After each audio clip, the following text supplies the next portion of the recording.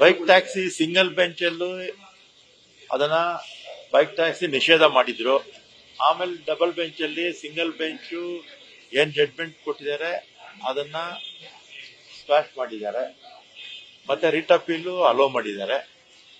Judgment copy ಬರಲಿ, ಬಂದ್ಮೇಲೆ ಆಮೇಲೆ ಮಿಕ್ಕಿದ್ದು ನಿಮ್ಮ ಹತ್ರ ಮಾತಾಡ್ತೀನಿ. ಅವ್ರ ಜಡ್ಜ್ಮೆಂಟ್ ಏನ್ ಕೊಟ್ಟಿದ್ದಾರೆ ಅದನ್ನ ನೋಡ್ಕೊಂಡು ನೋಡೋಣ. ಅವ್ರ ಜಡ್ಜ್ಮೆಂಟ್ ಕಾಪಿ ಕೊಡ್ಲಿ. ಜಡ್ಜ್ಮೆಂಟ್ ಕಾಪಿ ನಾನು ಇನ್ನೂ ನೋಡಿಲ್ವಲ್ಲ. ನಮ್ಮ ಕಮಿಷನರು ನಮ್ಮ ಸೆಕ್ರೆಟರಿ ನೋಡಿ ಅದನ್ನ ಲೀಗಲ್ ಒಪಿನಿಯನ್ ತಗೊಂಡು ಆಮೇಲೆ ನಾವು ಮಾತಾಡ್ತೀವಿ.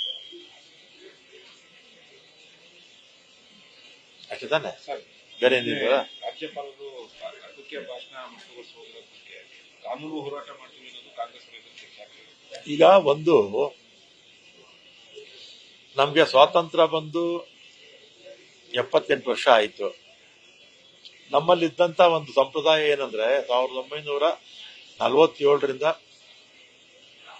ಮೊನ್ನೆವರೆಗೂ ಸರ್ಕಾರ, ಯಾವುದೇ ಸರ್ಕಾರಗಳಿರ್ಬೋದು, ಯಾವುದೇ ಪಕ್ಷ ಇರ್ಬೋದು, ದೇಶದಲ್ಲಿ ಆಯಾ ಸರ್ಕಾರಗಳು ಏನೊಂದು ಭಾಷಣ ತಯಾರು ಮಾಡಿಕೊಡ್ತಾರೆ ಅದನ್ನ ಓದಿ ಹೋಗ್ತಾ ಇದ್ರು.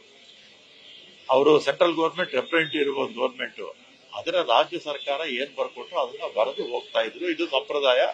ಅದು ನಮ್ಮ ಪಕ್ಷ ಈ ಪಕ್ಷ ಅಧಿಕಾರದಲ್ಲಿ ಯಾರಿದ್ರು ಅಥವಾ ಯಾರು ಗವರ್ನರ್ ಆಗಿದ್ರು ಅನ್ನೋದು ಮುಖ್ಯ ಅಲ್ಲ.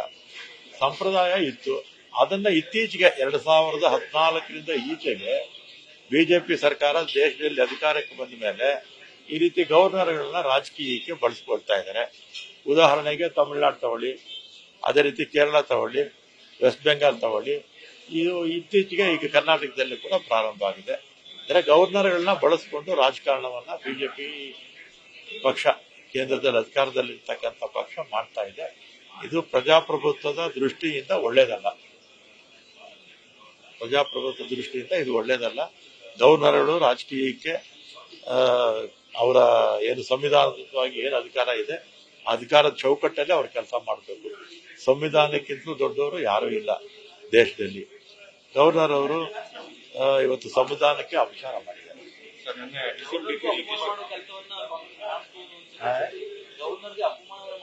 ಅಪಮಾನ ಮಾಡೋ ಪ್ರಶ್ನೆ ಬರೋದಿಲ್ಲ. ಯಾಕೆ ಅಪಮಾನ ಮಾಡ್ತಾರೆ? ಈಗ ಹಾಗಾದ್ರೆ ಮೊನ್ನೆ ಸ್ಪೀಕರ್ ಅವ್ರ ಮೇಲೆ ಬಿಜೆಪಿಯವರು 15 ಜನ ಸಸ್ಪೆನ್ಷನ್ ಆಗಿದ್ರು. ಆ ಸ್ಪೀಕರ್ ಸಂವಿಧಾನಕ್ಕೆ ಸ್ಥಾನ ತಾನೆ. ಸ್ಪೀಕರ್ ಅವ್ರ ಮೇಲೆ ಪೇಪರ್ ಎಸ್ದು ಇದೆಲ್ಲ ಮಾಡಿ ಗಲಾಟೆ ಮಾಡಿದ್ರು ಅವರು. ಆಮೇಲೆ ಇದೇ ಬಿಜೆಪಿ ಪಕ್ಷ ವಿರೋಧ ಪಕ್ಷದಲ್ಲಿದ್ದಾಗ ಗವರ್ನರ್ ಅವ್ರ ಬಗ್ಗೆ ಇವರು ಕೂಡ ಸ್ಲೋಗನ್ಸ್ ಹಾಕಿದ್ರು.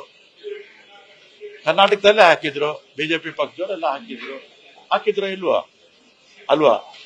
ಅವ್ರು ಹಾಕ್ದಾಗ ಗವರ್ನರ್ಗೆ ಅಪಮಾನ ಆಗ್ಲಿಲ್ವಾ? ಈಗ ನಾವು ಹಾಕ್ದಾಗ ಅಪಮಾನ ಆಯ್ತಾ? ಗವರ್ನರ್ಗೆ ಅಪಮಾನ ಮಾಡೋ ಉದ್ದೇಶ ನಮ್ಮಲ್ಲಿ ಇಲ್ಲ. ಆದ್ರೆ ಸಂವಿಧಾನದಂತೆ ನೀವು ನಡ್ಕೊಳ್ತಿಲ್ಲ ಅಂತ ನಾವು ಪ್ರತಿಭಟನೆ ಮಾಡಿದ್ದಾರೆ ಅಷ್ಟೇ.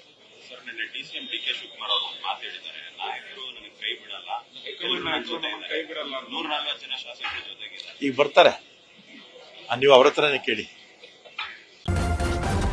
ನ್ಯೂಸ್ ಫಸ್ಟ್ ನಿರ್ಭೀತಿಯಿಂದ ನಿಮ್ಮ ಪರವಾಗಿ.